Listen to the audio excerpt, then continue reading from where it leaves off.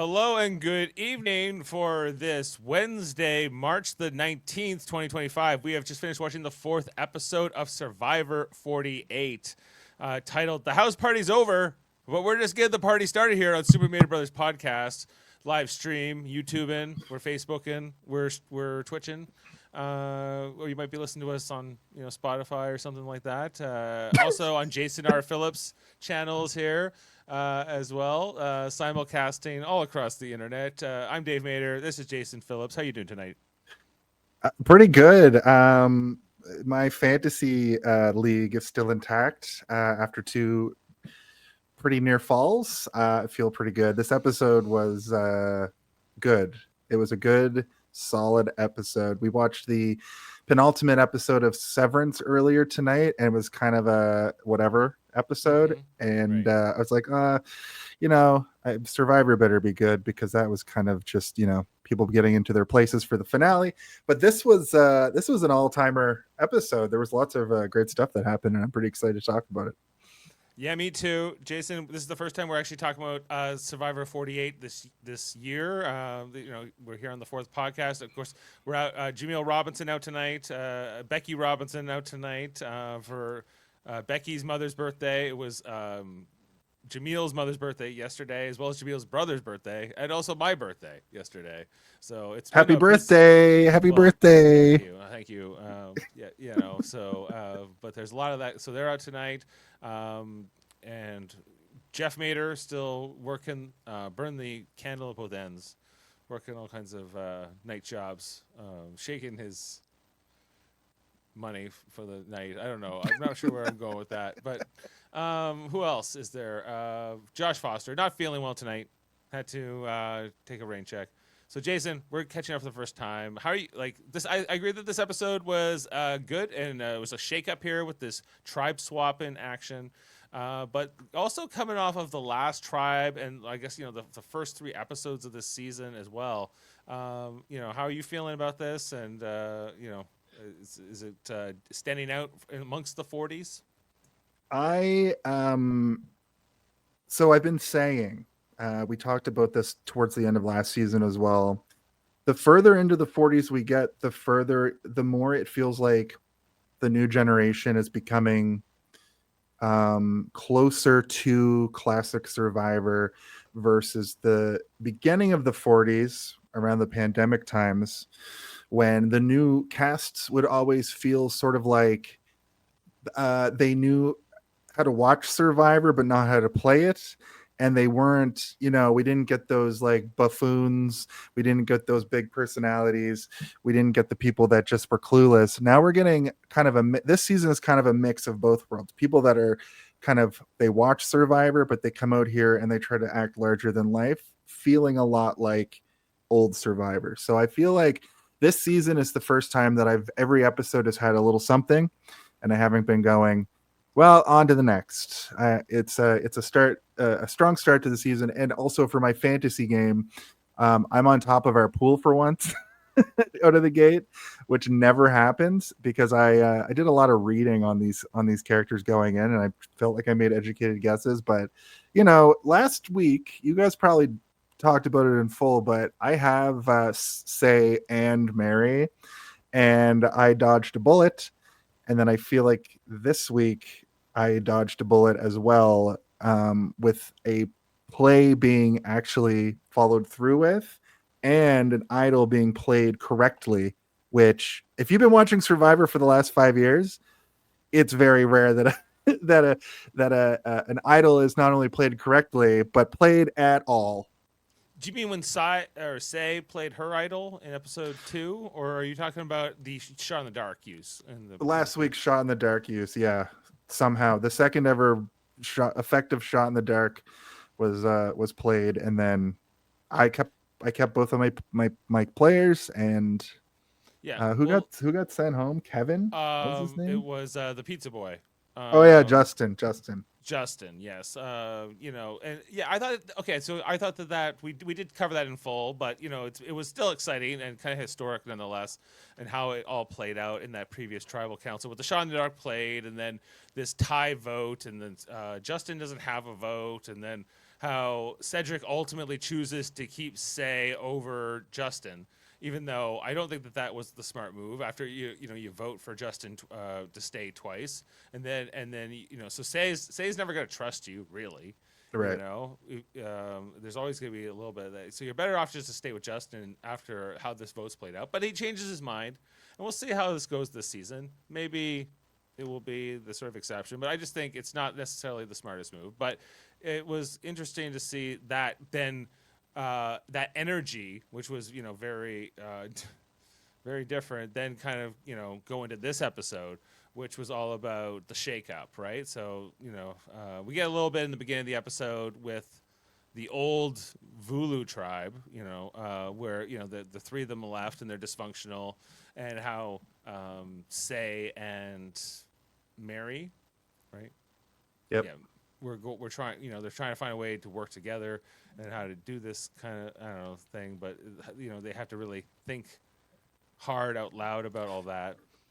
Well, I turned to my wife after the episode last week, and I go, so how do they go from here? Because if one team only has three players left, then where do we go? And then right in the on next week's episode, it's like, drop your buffs. And I'm like, yeah, that makes perfect sense. But I didn't know what it was going to be. I didn't know if it was going to be 2 tribes of 7, but that would still be odds. Because they're at 15 right now. So yeah. Foster did accurately predict it was going to be 3 tribes of 5 was the most likely outcome. There's always that chance they could do 2 tribes of 7, and then they throw somebody in the middle, sort of an exile island or something. But or they do that thing where like it's 2 tribes, but you get voted out, and then you don't get your buffs until the game's over. Whoever wins gets buffs. And I also had this is a rarity too, where it's mixed up to this degree. A lot of times, I mean, I'm surprised that the Jersey girls or the California girls all got put together even, but a lot of times it'll be like you'll end up with 4 people making it over together. I haven't seen a good mix up like this for one of these plays in quite some time, which is good to see, and it helps my fantasy game to spread them out as much as possible. Because I really just need this. I need this, Dave. I haven't won in 10 seasons now, and I need this, and I need the $200, and I'm gonna win.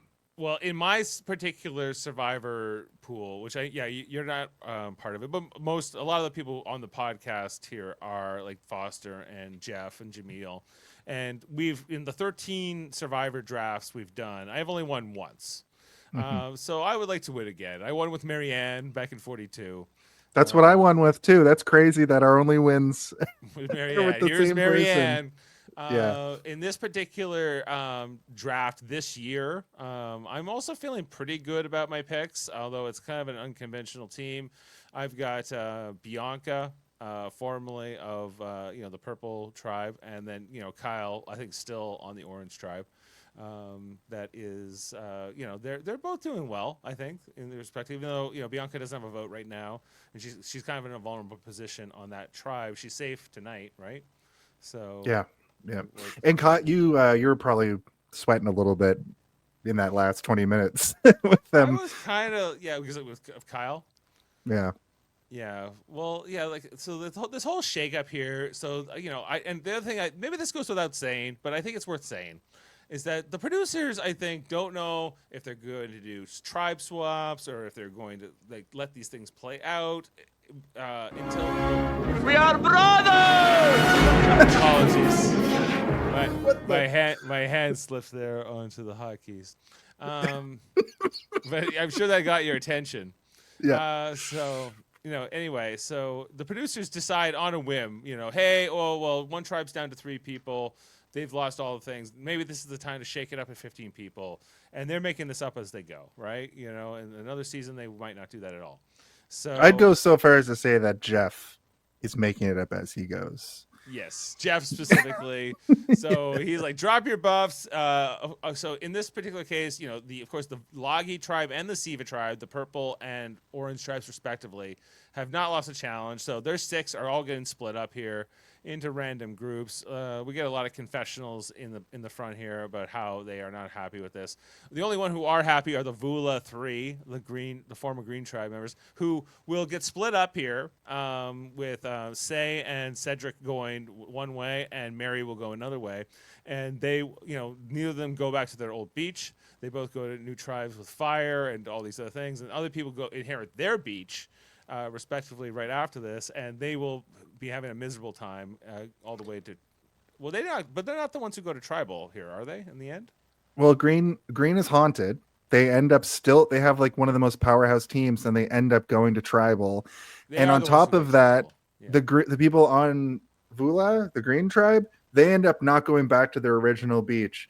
And they say that it's like when they get to their new beach, it's like the ghost of a previous tribe had lived there. It looked so poorly put together because they didn't have fire for the whole game for over a week. They haven't had any food. They haven't had any, like, they barely built a shelter because I think they were just so worn out that they were just sleeping wherever. They had that night. Their last night there was like a full-on storm all night. That shot of Cedric just sitting on a rock shivering all night, like Right. That was crazy. before all this tribe swap happened. That was before all the tribe swap Yeah, stuff. Yeah. so yeah, we did skip over that part. Yeah, but it really worked out here, specifically I think for Cedric and Say and Mary, who get to go to better beaches, and it is haunted here. Where I think this is Jeff's like, well, this tribe is, after they get rained on, there's no way we can't do a tribe swap here. I wouldn't, like, if they had held on for one more vote and maybe do it in the next one, but then I don't know, like, they've been doing the merges earlier and earlier in the 40s as well. So I imagine that we're probably only 2 episodes away from the merge in any respect. So the longer you can kind of break up the groups here, this is probably the right time to do it. I don't mind this result here totally.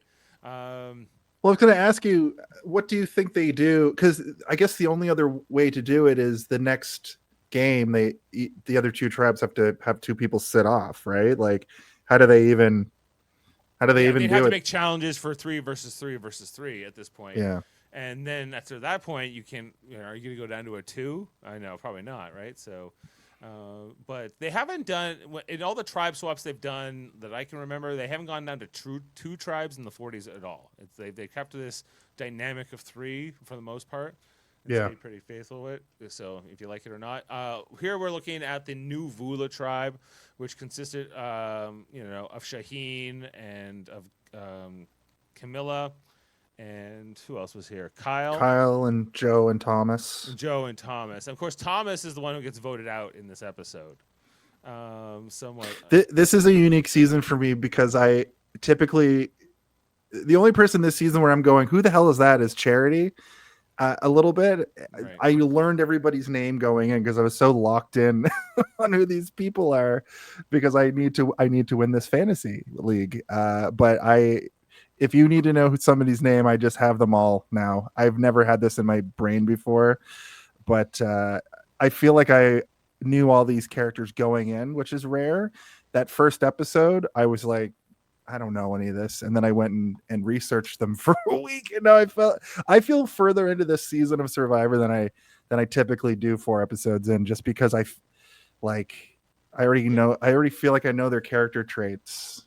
Yeah, I agree with you that they are very distinct. I think Charity, I think you're also dead on, is sort of the most forgettable of some of these characters, and she's not bad or anything, but she's she's the most generic and sort of.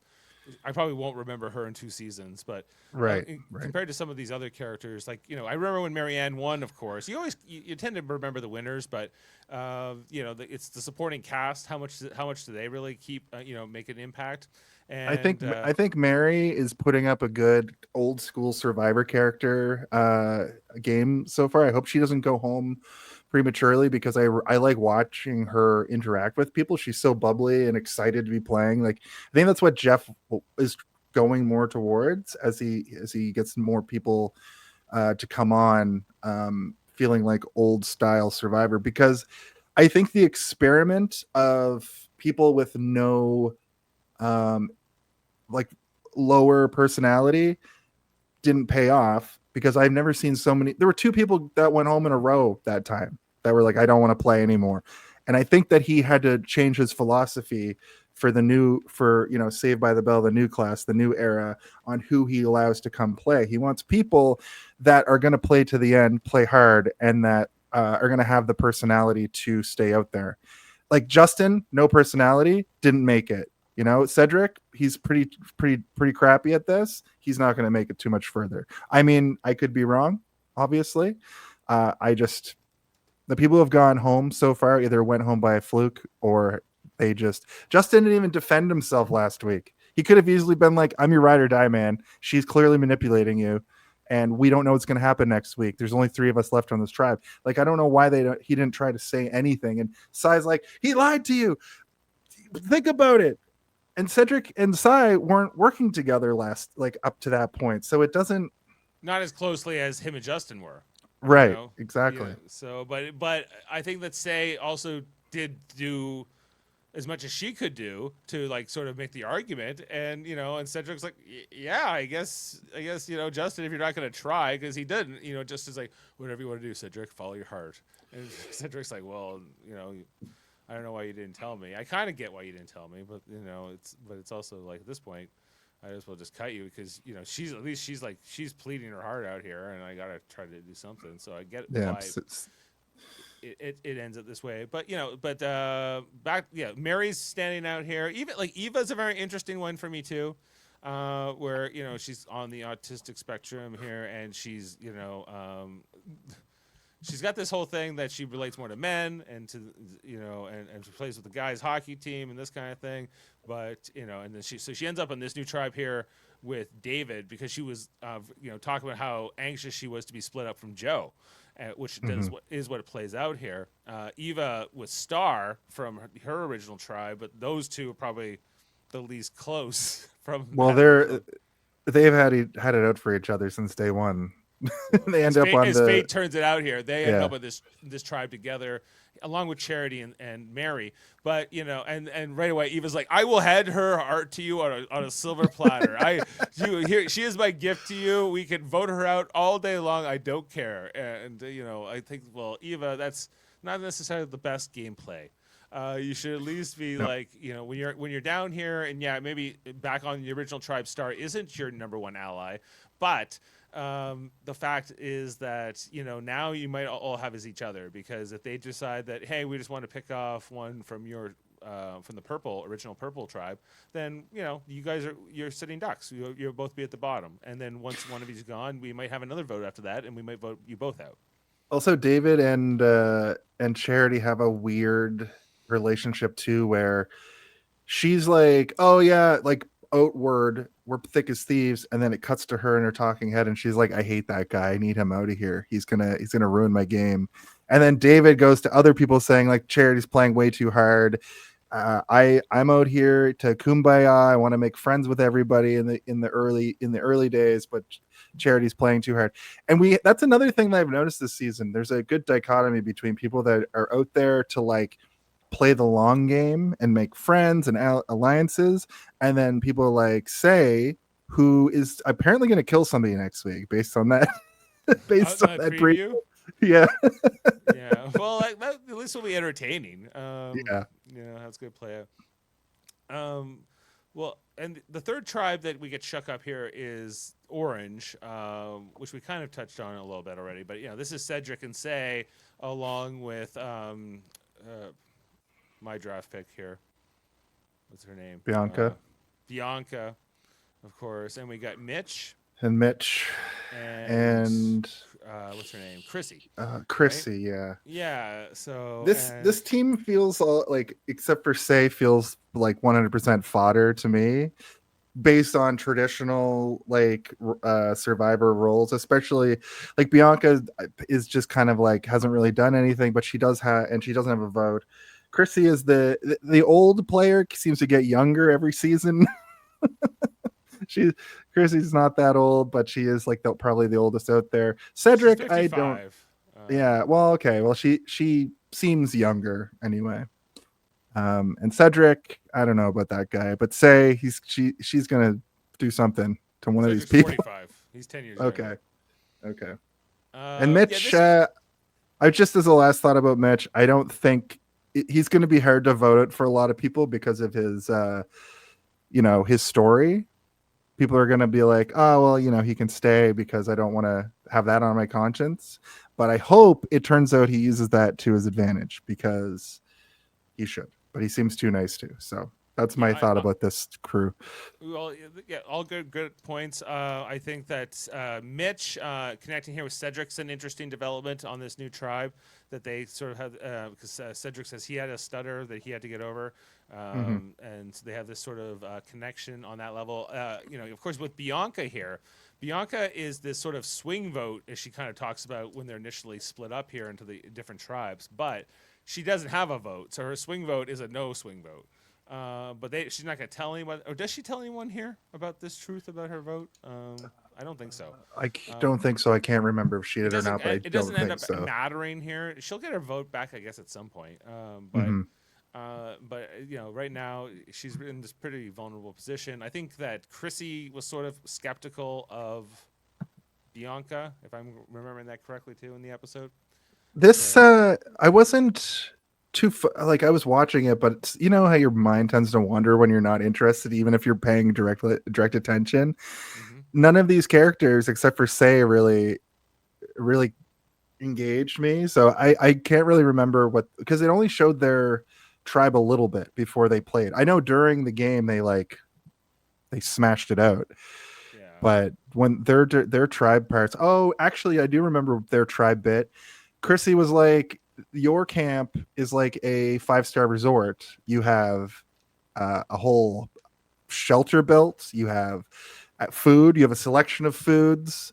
You have an actual kitchen and a cutting board and all that stuff built. I think they have the cassava there.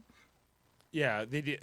Yeah, they were. This is like potatoes. Like they were having such a better time over here at the the Siva tribe, which I guess for Mitch and Chrissy was still the one they were used to, but for everyone Hmm. else, this was quite luxurious because I guess that they've had the best rewards.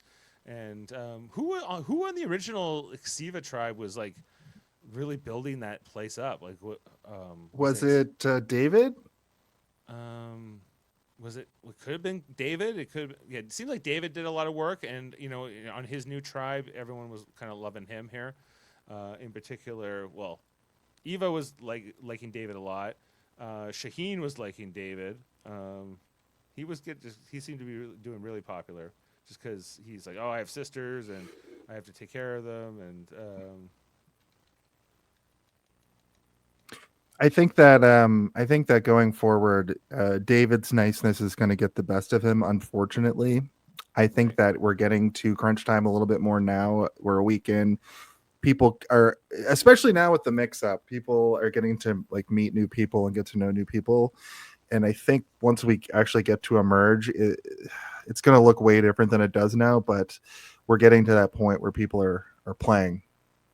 Yeah, we saw here that Charity is very skeptical of David, even though they came Yeah. from the same tribe originally here, and she's like, "No, David, like you're playing with your heart, not with your head," and that he seems like a not somebody who's gonna go deep in the game, where Charity, even though she's maybe less memorable right now, she might end up maybe emerging as maybe one of the great villains of the season. I hope so. She seems like she's going to backstab David. Oh yeah, Like, she's already plotting it. Like you can see it coming, exactly. right? And Yeah. like setting that up. What about? Can we talk about Camilla too and her role over on the new Vula tribe? And she's our Canadian representative. That she talks From about being from Toronto. Yep. Toronto in this episode. And now living near San Jose, I suppose, in Northern California. She's my wife's MVP for this game. So Madison, my wife, was sweating extra hard for the vote. But Camilla seems to be a strategist, and she's a little one step ahead. So basically, Kyle and Camilla were on the tribe together, and they came over and pretended like they didn't like each other, but they are sort of almost each other's number one. But they did a pretty good job at making it so that the new tribe didn't know how close they were.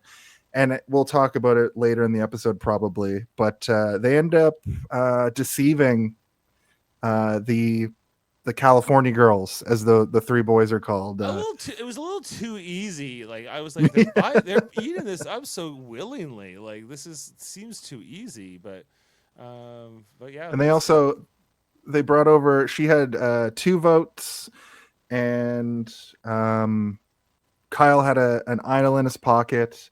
So they came with a bunch of heat. Did Thomas have an idol? I thought he said he went home with an idol in his pocket. Maybe he said, "At least I didn't go home with an idol in my pocket." At least I didn't. Well, that's probably as good a time as any to watch his exit interview here. Okay. And hear what he said. I just got blindsided by an idol, and I do have a Steal a Vote in my pocket, and like I have to say, they crushed it. So no regrets. This was so out of the norm for me, and I came out here with a lot of fears. I was really scared to be myself, and I learned so much about myself. I'm okay with the unknown. This has profoundly changed my life, and I am deeply grateful for it. Yeah. So he had the Steal a Vote, not an idol. He was blindsided by an idol. Right. Okay. He says here, but yeah, he goes with the Steal a Vote in his pocket. He doesn't see this coming particularly. Yeah, Thomas. I wish he had gone a little deeper. I was liking him as a character on this season, and I thought he was could have been really interesting to see in the post merge, but wasn't meant to be here. So but there's not a lot of boring players. I think too bad here. I think they're all kind of interesting in their own right. Maybe like Kyle and Bianca, my draft picks being the more boring ones of the lot here. Thomas. I don't know if you want me to talk about it before we get to the game, but Thomas is seemed pretty devious. Like he's the one that was like, look through his bag, and the only guy's name who I don't know is the beard guy, because it's an unusual name. Shaheen. So Shaheen's like going through the bag, or maybe it was Kyle, and Thomas is like, "Are you digging around in there? Dig down deeper." And I'm just like, this guy is devious, and he was showing a lot of personality in that moment. But I agree with you. This is the kind of character too that usually goes pretty far in the game. The charismatic gay guy. It's usually like makes the merge. Yeah, the devious type. And yeah, he gets he's sort of the victim of circumstance in some ways here, because he was doing pretty well in his. I don't think he was going first out of his original tribe. But, yeah, he took the ricochet. He took the ricochet bullet out of the tribal one here.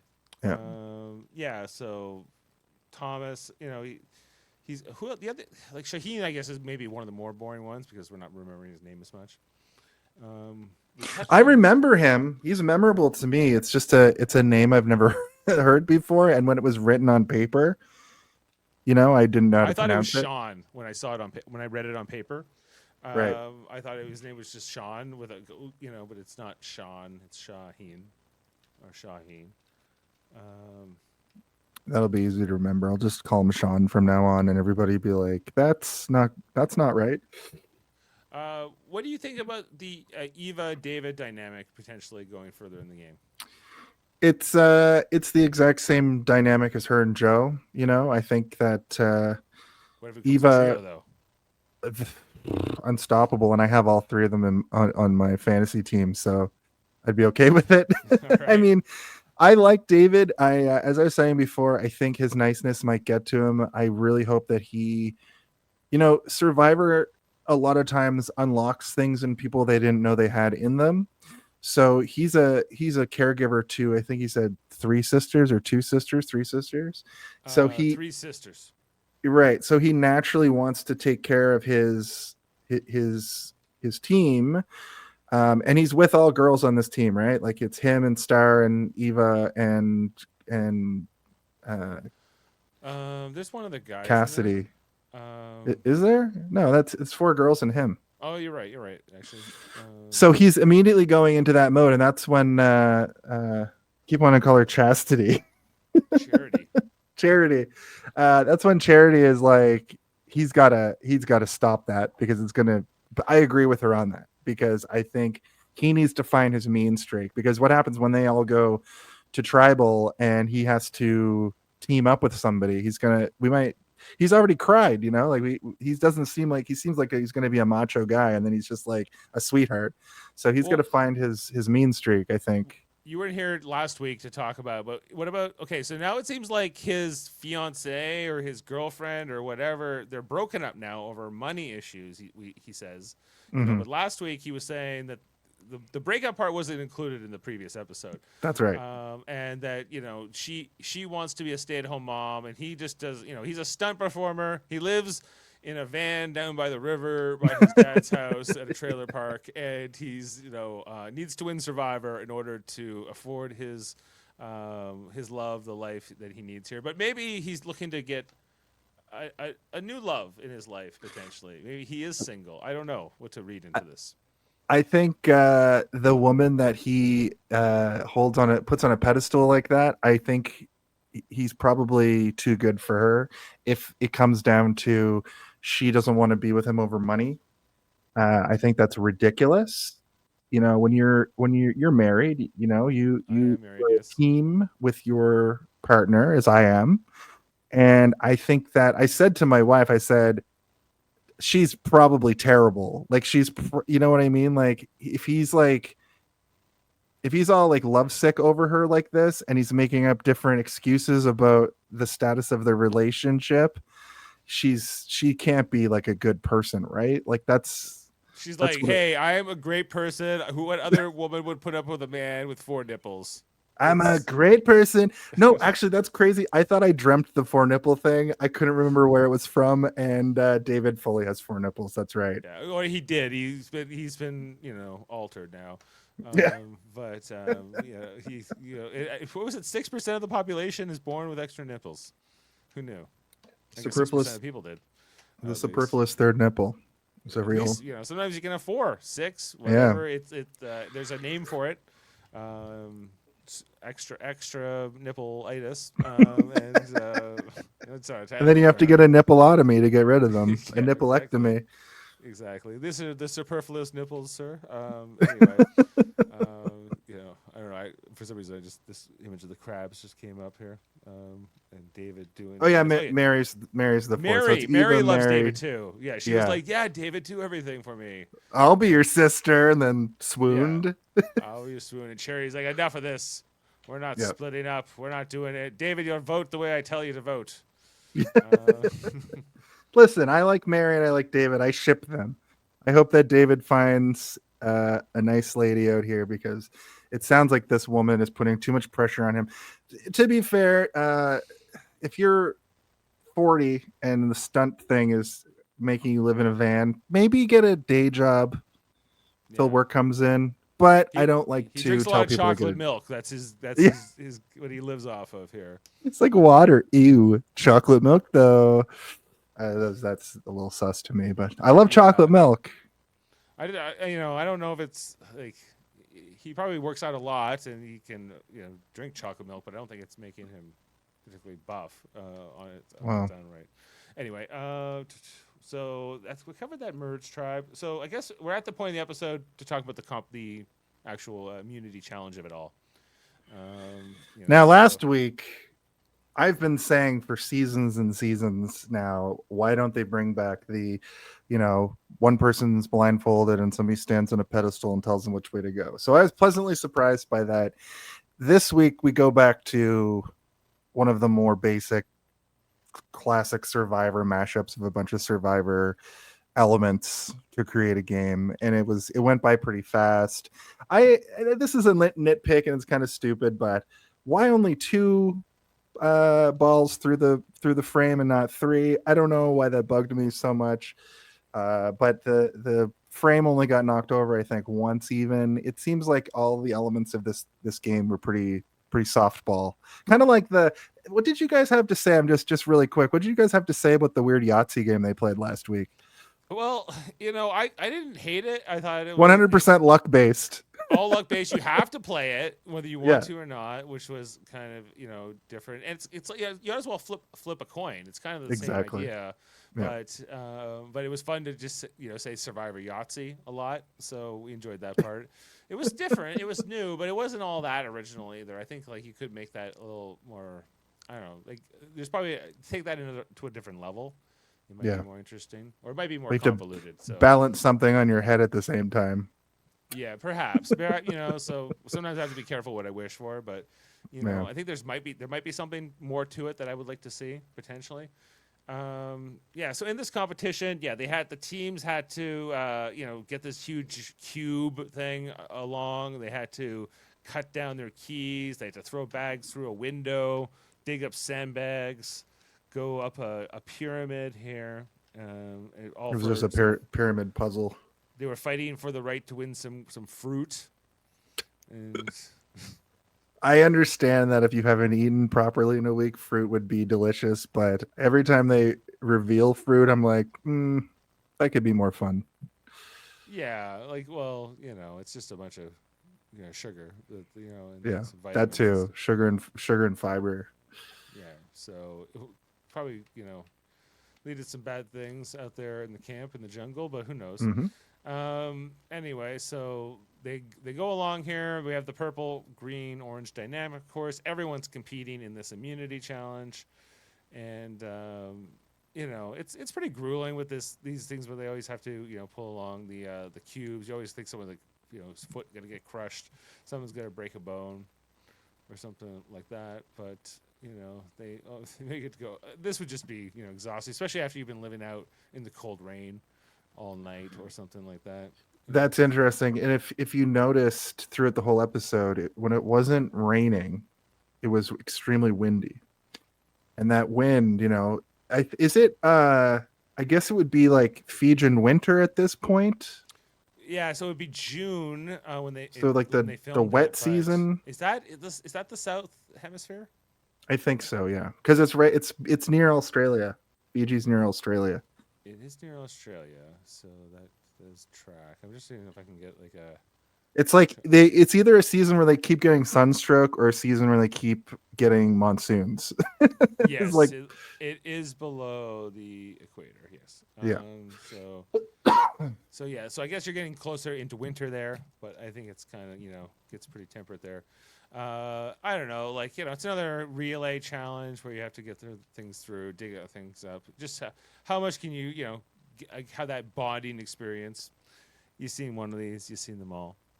I feel like a lot of times with these competitions, I thought that of course they had to build up the puzzle here, and there's a bit of a comeback here, right, where Green gets there first. So Green almost completed, and they had one thing backwards. Camilla pretty much was running the show, and Orange was kind of fumbling because they made it up first, and they couldn't get it together.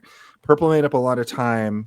Orange ends up winning, then Purple cinches it, and then Green is like, we're haunted. The curse continues here. Yeah, Green. If you look at this particular moment here, Green is ahead of Orange. Yeah, who will go on to win it. Purple, they all got through the obstacle course around pretty the fast. same amount of time. Like whatever lead any team got here was pretty minuscule.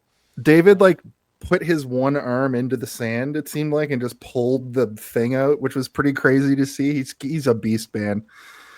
If he could just Purple had a bit of a disadvantage, I'd say, in some ways, because David is the only guy here, and this is a pretty physical challenge, right? So considering with that in mind here, they do exceptionally well. Yeah, Purple gets it out of this first, but they got some great athletes here on Purple, right? Overall, right? Right. And yeah. Of course with Eva.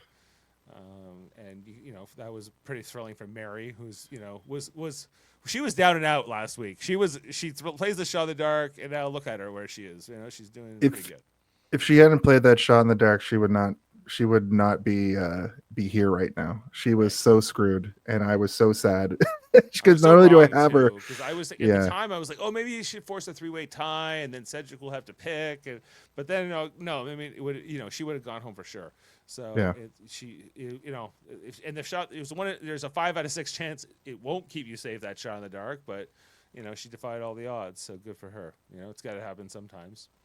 And literally it's the 1 in 6 thing about it is like it's probably happened 12 times since they introduced it, and 2 people have successfully done it. So it's RNG will get you, but it's those odds, like just play your shot in the dark. You got a pretty good shot if you're literally on the bottom. But I've seen people that's literally their last ditch. You don't get a vote if you play the You shot no in the vote, dark. and her Also, vote was so she didn't know that Justin didn't have a vote, but her Right. vote was even more powerful, right, in Yeah. that situation. But it still wouldn't have saved her.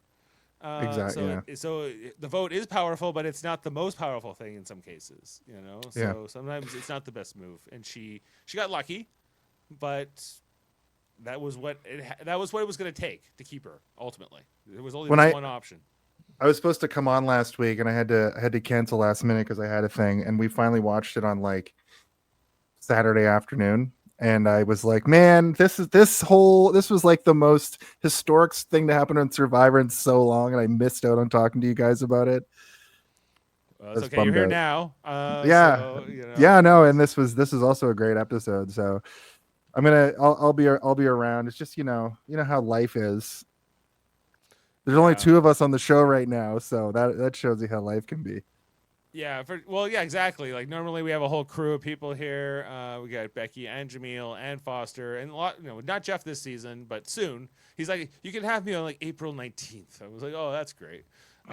So we're like almost done the season. Yeah. Well, I guess we'll be 2/3 probably done by then. But yeah, but it's a pleasure talking to you about this tonight, Jason. But For yeah, sure. No, I'm happy to be here. further to this immunity challenge, of course, the new Green Tribe is goes to Tribal Council, but there's all the scurrying before that. We have here Camilla talking to Thomas about planning to vote out Kyle. This was something I really liked, where everybody had to talk to each other. The three guys in the alliance thought they had it down pat, but if you've watched Survivor, you know that everybody's still nervous.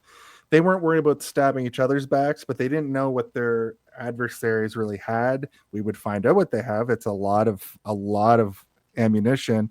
But I really liked that since we had so much time, this is one of the times when the longer episodes are good, because everybody having to talk to each other individually like this, I think is interesting. I don't like it when it's a foregone conclusion and we have this like 15-20 minute like scramble and we don't or like misdirect where they're trying to convince us it's gonna be somebody else. exactly like yeah, because I'm too smart for the misdirects at this point. Like I know what's gonna happen. They're not fooling me. But here I legitimately didn't know. I knew it was going to be a Ricochet probably, because Kyle would be an idiot not to just play as, if you're going to play your idol, play it with this level of uncertainty. Don't just be like, oh, might be fine, because you're going to go home. And he even said like, I'm going to play. I know what happened in season 40 last season. I'm playing it. I'm not going to sit here. Yeah. Right. Yeah, because so many people got voted out in 46 specifically here. I don't think a single person played their idol in 46. I think everybody went home with their idols in their pockets in 46. And even in 47, the idols were played improperly. Right. I think one person played an idol properly. The Shot in the Dark, not really an immunity idol exactly, right? But it kind of, it's sort of is.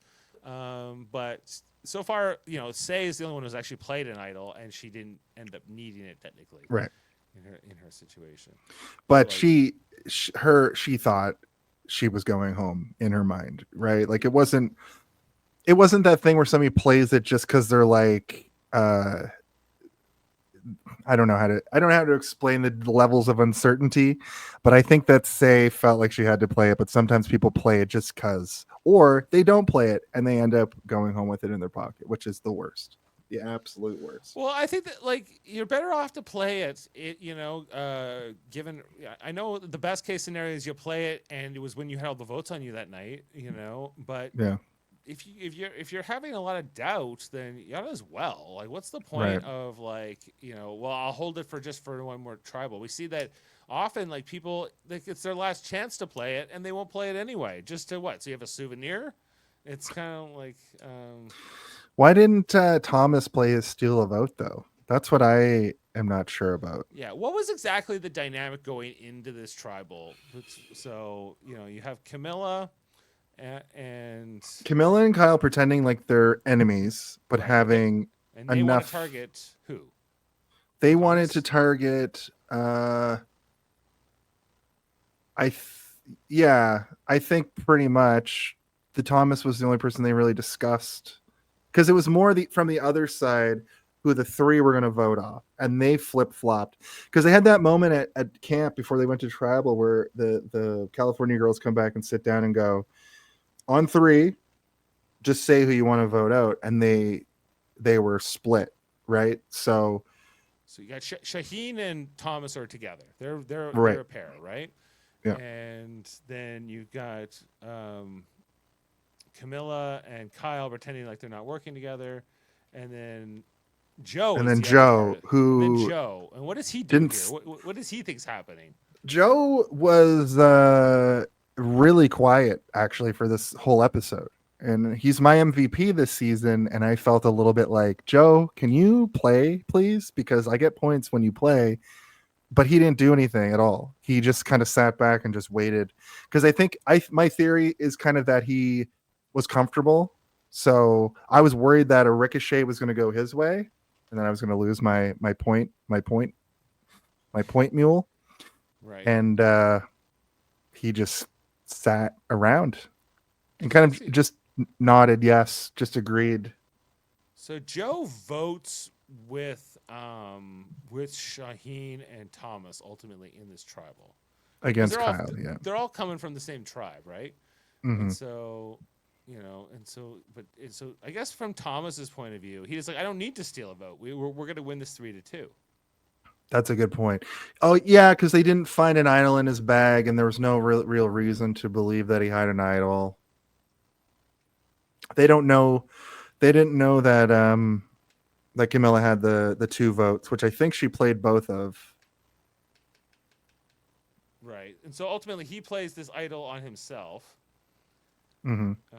and he's and that's what sends Thomas home here. So, what is the sort of I don't know if you can really fault Thomas for this. I guess they look in his bag. Where was he keeping it? Where was the idol? In his shoe. In the shoe. Kyle had it in his shoe, and Shaheen even said, like, I went through his bag, but I didn't like go in the crevices, because the other 2 people sitting there, it was Camilla, Shaheen, and Thomas sitting there. Camilla had to like pretend like she was down with it, but Shaheen had his hand in the bag, and he was even kind of like, I don't know, man. I don't know if I want to do this. This feels wrong. Which, yeah, it's a messed up thing to do to somebody. But I mean, it happens all the time in Survivor, obviously. But none of the people none of the people playing really are out for blood, at least at this point in the game. No, not really. One of the ones you would have thought would have been Thomas, but he gets kind of cut looking here, and gets sort of a little too comfortable going into this. He's got got the numbers. We don't think Kyle has the idol here, but then you always have to. They could have split. No, I guess they could really have split because they would have forced a tie. So they were kind of in a bind here. The steal a vote.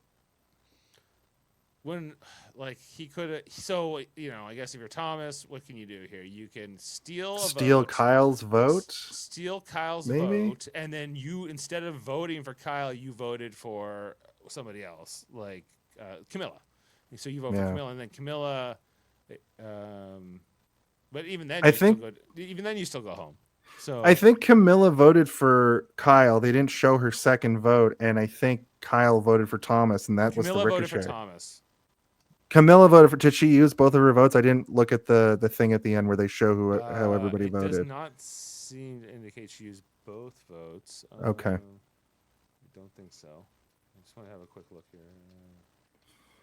Because my wife and I thought that maybe.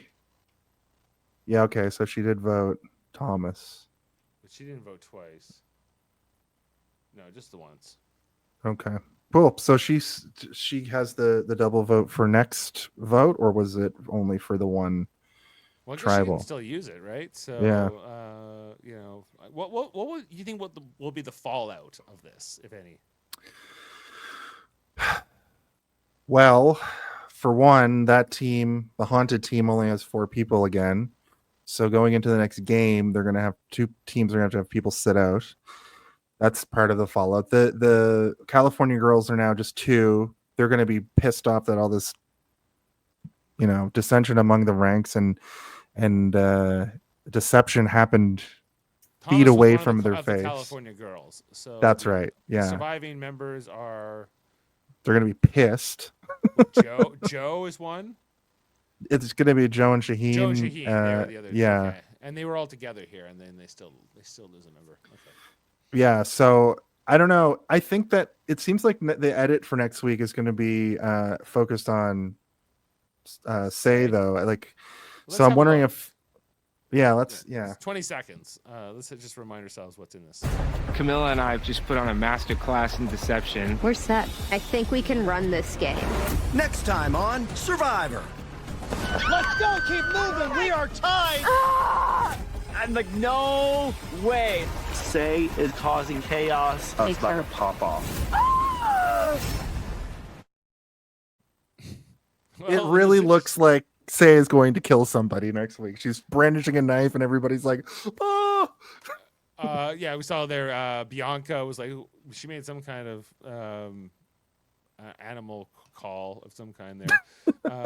Like, All of that could have been from the challenge, though. All of those shots. So we'll see. But Yeah, they definitely make it seem like something's going to go down. What else was going on there? Like, there was a lot to it. Oh yeah, Camilla and Kyle saying that they are running a master class in deception. They think that they're running the game now. Like, at best, they're down 2-2 on this new merged tribe at the moment with the surviving California girls. So, but and have like this will get around what they did here eventually, and they'll become huge targets to be broken up, right? So.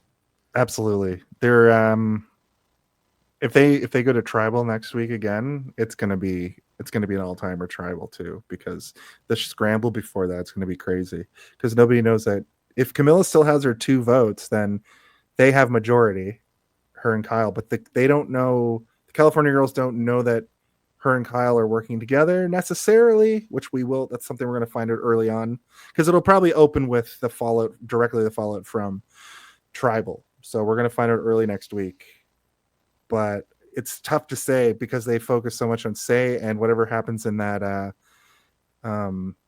challenge that makes everybody lose it. Yeah, well, it seems like, it looked like Chrissy was pretty happy in that challenge. So perhaps, Say's group does not do as well, or she's pissed off about something. So that was also part of the preview.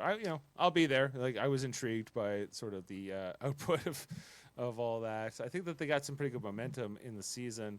But I think if you make a big move, right? Like, I think that like my instinct would be like, go hide under a rock. Don't draw attention to this. You can always bring it up at the end of the game.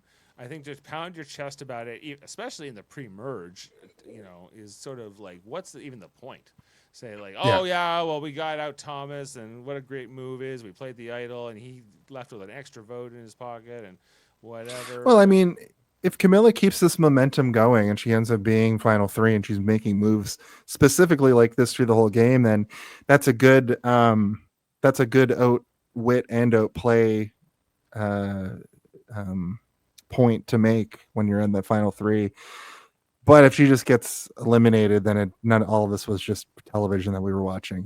Like, it's tough. It's too early to say what this really means going forward. But I think that, like I said earlier, I think she's a strategist, and strategists are always doing strategies, and they're always scheming. So, it could be a situation where they're giving her an edit too it seems like she's going to be a powerhouse, but yeah, well, is she who was the winner last season? Trying to remember. It's already out of my head. It's so bad. Rachel. Right. Yes. Right. Yeah. So last season, like Rachel, like she's kind of had like this clutch moment, or one of the episodes is like focuses right on her face, and you're right. I feel like that we might be getting that same thing here from Camilla. Could Camilla be joining the pantheon of great Canadian women winners? I hope so. Hopefully, all she has to do is sneak around in the bushes and get some intel that way. Yeah, like Erica and Marianne. And, Yeah. I think I'm forgetting somebody else. But yeah. So I don't know. I think that's it from the episode. I don't know what else there is to cover other than, do you think how long till the merge, I guess, is the main thing to speculate about right now. Well, maybe like it depends on how people drop off, I guess. I think if Green just gets whittled down again, they're just going to be like, okay, early merge. But This how many? beach that never had fire, that Yeah. literally never had a flint. Like if I didn't have a flint, I would find a way how to start a fire. I was There- thinking about that. In Survivor history, people have started fires with sticks. I've seen it happen before, right? If you have a pair of glasses, though, like does anyone wear eyeglasses on this tribe? I guess not, but No. couldn't you No. use that like a magnifying glass and get use the sun or something like that? That would be the go-to for me. If that's not available, then yeah, like you go to rub the sticks together or whatever, like it's. But it's also like if you don't have calories, then don't waste it on rubbing sticks together, I suppose, because they haven't even. The first group at Green hadn't eaten, and now this group doesn't have flint, and they're not going to eat for a couple days. So it might even Right. just be like, let's just forage for plant If leaves. you don't have a flint and you don't have fire, what can you have? You could just have coconut, and that's about all you Pretty can much coconut and eat. You wanna eat raw sushi. fish or something like that. Yeah. But they don't have anything to catch fish with, so just the slime that comes out of the claw of a tiny crab, I guess, is Right. where you're gonna go. Well, the one thing Bugs. that Jane was noticing tonight was that everyone seemed to have like two pairs of shoes, like one one that they're wearing, and then another pair that might be hanging off of their backpack as they come into challenges. And she's like, "This isn't Survivor. They have two pairs of shoes. They can rotate them around, and a dry pair and a wet pair." I'm like, They're they're not- glamping. Yeah, they're not. They are more glamping now. They basically they're just taking over a beach that used to be run by several other tribes before them. Hmm. Compared to the seasons of old, Jason, where they had to find a brand new location, a whole new Yeah. country, often. Where And just ruin the ecosystem because yeah, of yeah, just leave like a devastation in their wake. And now I'm sure this is more ecological and It's it it's looks more great on TV, sustainable. but- It's true, I agree. It's like always, but I do want to see the other locations, but I also feel like they're doing irreversible damage to Fiji by doing this because they're just that one clearing they do all the games in really Yeah. feels like unnatural almost. I The do like island the wouldn't idea. naturally be that open with it. Yeah, like It's all they, jungle, right? they have to clear cut that. Yeah, I get, but I guess it is less harmful to the environment than them going to a whole new location. But That's true. I just miss the more survival aspect of being on Survivor sometimes. Where I'm like, you saw a little bit in tonight's where like, hey, it rained all night, and they're super cold after the vote. And I you used to be like, hey, we're living with rats, we don't know what to eat, we're like the mundaneness, and all that's out now. It's all strategy, and I guess even with a 90-minute episode, they feel like they need to fill that all in. But Yeah, it's like a board game now almost. yeah, but I think that's what I do miss that, and I think that the new locations I think naturally spawned that all, because it's always like now we're in this kind of an environment which is slightly different survival methods, right? I do And it want goes to what Jamil usually says when we talk about this element is like he doesn't like the super fan players so much, I think is what he always says. And nowadays, I was thinking about this last week, like could they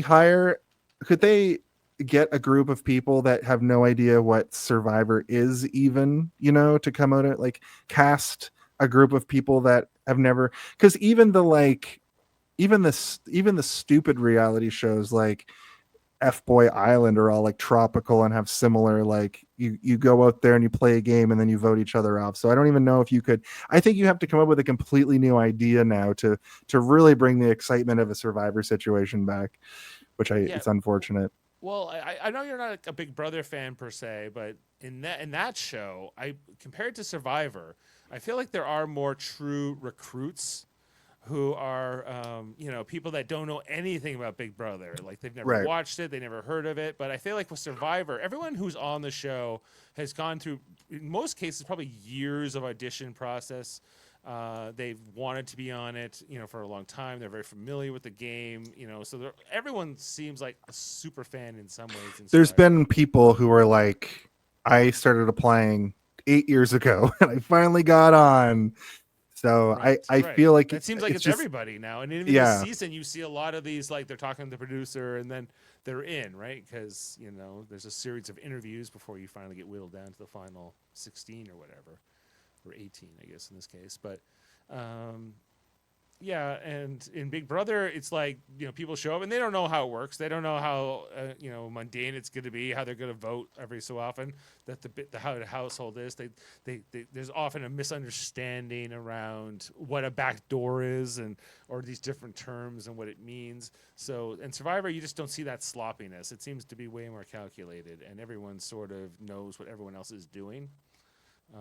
So to get like people who are like true recruits, I think they could do it, but they would have to completely change the way they do their casting. And I guess that with Survivor, they just never have had to. It's always been like, oh, we have all these amazing people coming to us. Why would we want to, bring in somebody like a fish out of water situation? Why would we need to?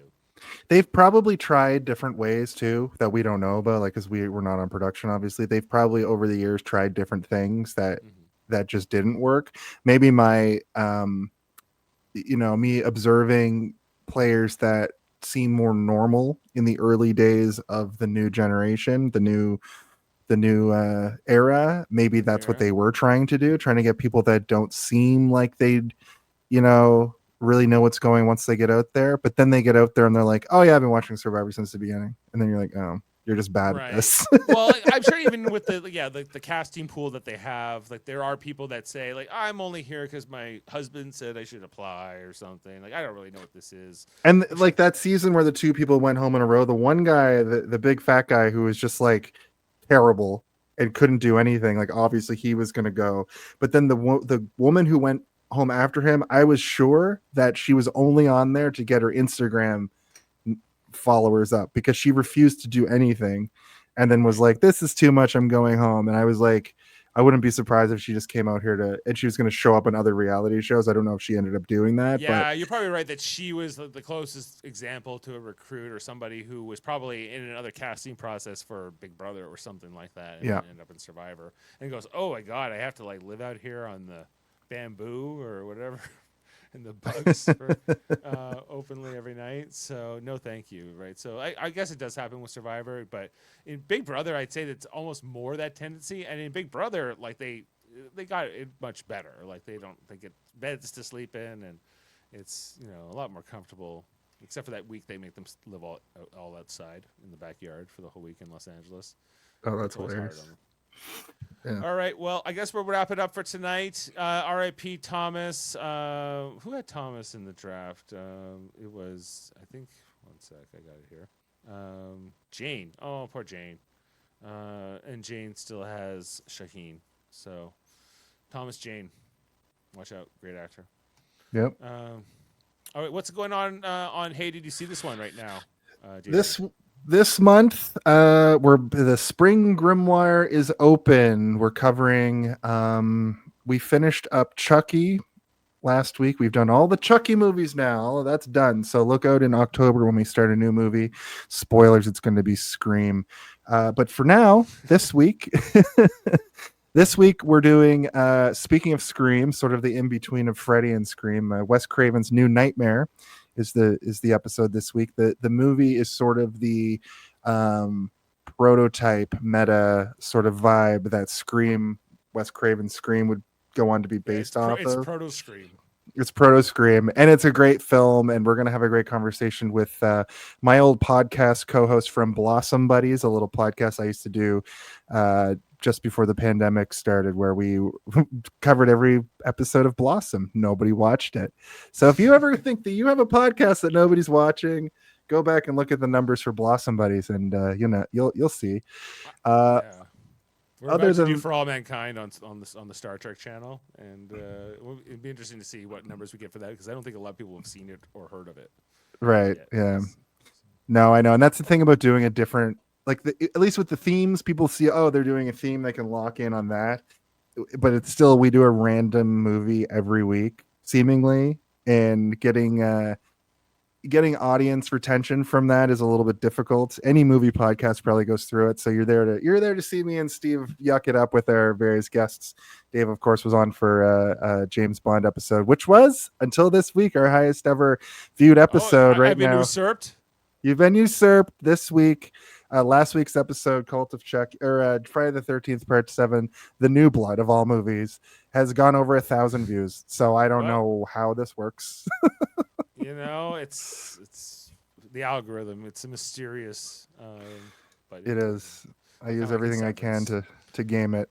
But outside of that, hey, did you see this one as a show? You can watch each and every week on Twitch, YouTube, and Facebook at 8 p.m.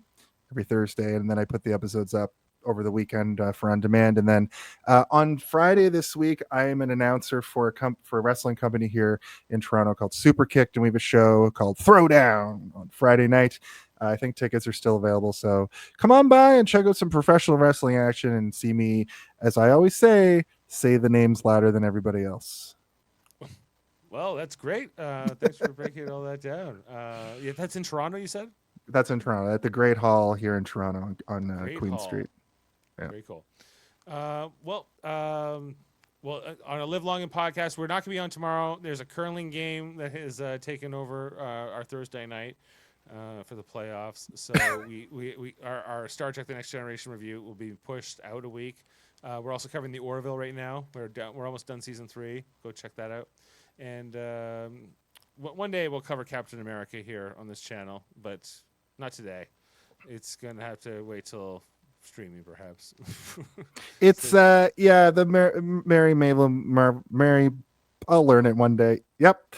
The Mary Mater Marvel Society. The Mary Mater Marvel Society. It's a tongue twister, really. The thing about that is I'm so ready, but every time we go another week, a new show comes out and finishes. We were just like, oh, we have to push back Brave New World, and then all of Friendly Neighborhood Spider-Man came and went, and now Thunderbolts comes out in May, and then also Born Again is on right now. Born Again, though, can't wait to talk about that. That is best Marvel thing I've seen. I've only watched the first 2 episodes. I got to catch up on that one. So there's 2 more after that, and I haven't seen the newest one, and it's, oh my god, I can't even. You're enjoying it because Daredevil's not so necessarily my favorite character, so but I was liking it okay so far in the first 2 episodes. Enough that I was, going to come back to it. I wasn't a huge fan of the Netflix series either, but we're going to get into that. Yeah, we have a lot of to catch up on. But yeah, we got the Captain America movie. We got that Spider-Man show, which I thought was pretty fun. Yeah, I liked it a lot. So lots to break down. We'll be back, and we'll be back for the next episode of Survivor, titled "A Masterclass in Deception." This next week that will be on March 26th, everybody. So thanks for being with us, and we'll leave you with something here from Jason, from Jeff Probst. I'm sorry. For me? From you, not from Jason. All right. Have a good night, everybody, and see you next time. Thank you.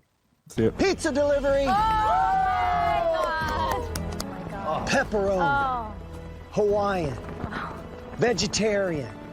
And gluten-free. Gluten-free. Plus soda. Yeah, I'm fighting We're today. playing for. Beam up some Star Trek content with Live Long and Podcast. Tune in to X-Rated, the X-Men animated review show. Artistic interviews with graphic histories. A roundtable movie discussion with Hey, did you see this one? And movie reviews with Hold Up, a movie podcast. And while you're at it, spin a few records with Awen on Track. Watch us duke it out on trivial debates. And let's chat about TV with the Super Mater Brothers. It's all here on the United Federation of Podcasts.